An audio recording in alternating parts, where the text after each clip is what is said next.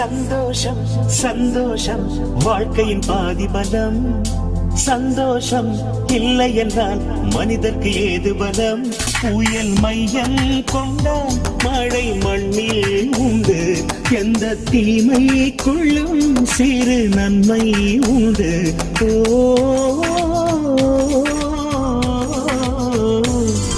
சந்தோஷம் சந்தோஷம் வாழ்க்கையின் பாதி பலம்.